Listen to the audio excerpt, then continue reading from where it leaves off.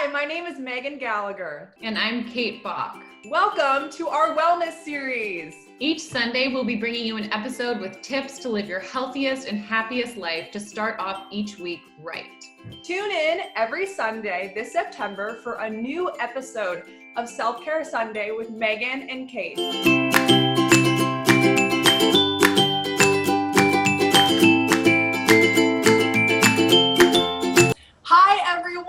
Welcome back to Self-Care Sunday series with Megan and Kate. We are so excited for today's episode. As we close this series, we're going to talk about our own wellness journeys. And we are so passionate, both of us, about health and wellness and nutrition and fitness. So we thought it'd be fun to share our own unique stories. Yes, exactly. I think it's really interesting because we both come from different places and different backgrounds, and it's been so fun bringing our kind of two lives together for this series. I am from Vancouver, Canada. I grew up with a very healthy lifestyle. My mom got all organic food, and I really think, and I played a ton of sports. I really played every sport you could think of. So I was very active and very healthy growing up. And then I moved to Paris by myself to be a model, not really knowing what I was getting into or what it was going to be expected of me. And I definitely went through some rough patches, kind of like figuring myself out along the way. I struggled, with figuring out how to stay balanced with my weight, with my energy, with my happiness kind of. I struggled a lot with trying to figure out how to enjoy life, but also how to feel good at work and cook for myself and do whatever, I was used to going to soccer practice and volleyball practice and swim training. And those were the ways I worked out, but those were all fun activities for me. And then it turned into, I'm in a foreign country and what do I do? And how do I stay active and what's going to feel good in my body? And throughout the years, from traveling, from meeting so many different people, from just growing up, I've learned so much, but specifically to be more gentle with yourself, to reach out to any of your peers. I have a lot of older cousins, I have a lot of girlfriends, and just talk to people, tell them how you're feeling, tell them what you're struggling with, and you will be surprised with how many people can relate to you. You are not alone. With whatever you're feeling, there is someone else out there that feels like that too. And I think having a shared feeling with someone can really help motivate both of you to kind of move past it. And I found for sure, if it was planning a meeting with a friend, but we did a workout together, or we went to do a stretch together, or we went to get a smoothie or grocery shopping. So you're kind of keeping each other inspired. You're still enjoying your life. I don't think anyone should ever feel trapped in their own life. You got to do whatever you can to feel your best. And that's something that I think, unfortunately, isn't that common of a thought, that you should deserve to feel good in your body. You should deserve to feel good about yourself and do whatever it takes to get there. If it's an alternative method, if it's talking to someone, if it's a medication, don't feel embarrassed about anything. Just do whatever it takes to make yourself feel the best in your body and about yourself. So that's what I've learned. And we've shared some tips and tricks along the way. And I just hope that those kind of work for you guys, or make sense, or sink in, or that you reach out to someone and they give you a tip that might help change your kind of trajectory. Yes, I love that. And I think in my own journey growing up, kind of a similar situation. I grew up in a really healthy household as well, all organic food, super, a very happy, positive family. And then I feel when I was about 13 years old, I started experiencing panic attacks, and I had no idea what was going on.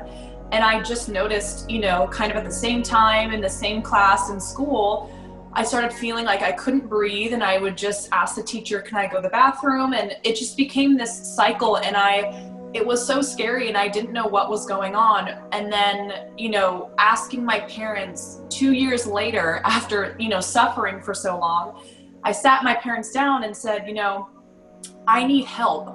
Something is wrong, and it's affecting my grades, my social life. It's just something is off, and I know it. And so I really reached out and I asked for help, what you mentioned, Kate. And that to me was the most powerful thing, is even though I was so nervous and my hands were shaking, I literally just asked for help. And then that inspired my own parents to even open up the conversation more and become more healthy. And, I got a therapist, and I did a lot of the inner work but it's like, it's just everyone has their own journey. And I think it's so important to just be confident in who you are. And like you said, to know that however you're feeling, someone's felt that way before, and you're not the only person who's ever going to feel that way. Like, someone's been through it and they've overcome it themselves. And it's just so powerful when we do like have these open conversations. And, you know, also remembering that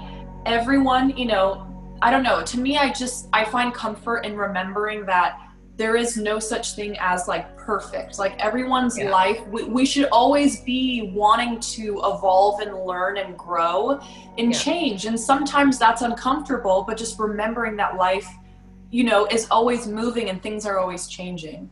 Yeah. And I think it's a really strong point too, to not get too consumed with comparing yourself to other people, because you really don't know what's going on with anyone else. And you would be surprised. You can have someone very close to you that you think everything's fine, and they might be suffering with something they're too, you know, uncomfortable to share at the time. Yes. And you can constantly compare to yourself to other people, but you really don't know how they're feeling on the inside. And you don't know what, you know, their relationships or what their insides or how they're feeling about themselves really are. So try to avoid it, because I know there's so many pictures and videos of perfect people in perfect situations, but you don't know what happened to get them there or what's really going on. A photo is a photo. And, you know, even being a model, my friend actually, Emily Donato, put out a video yesterday that's gotten a lot of attention, and she really spoke to the fact that, like, I see pictures of myself that have been edited, photoshopped, lit. You know, you don't always even recognize yourself. Like, I am the model and I think the girl in the picture looks perfect, but like, that's not me. I don't look like that. So you have to realize that, like, even the model doesn't look like the model in the picture, or even the person doesn't look like the person on the trip, because everything's been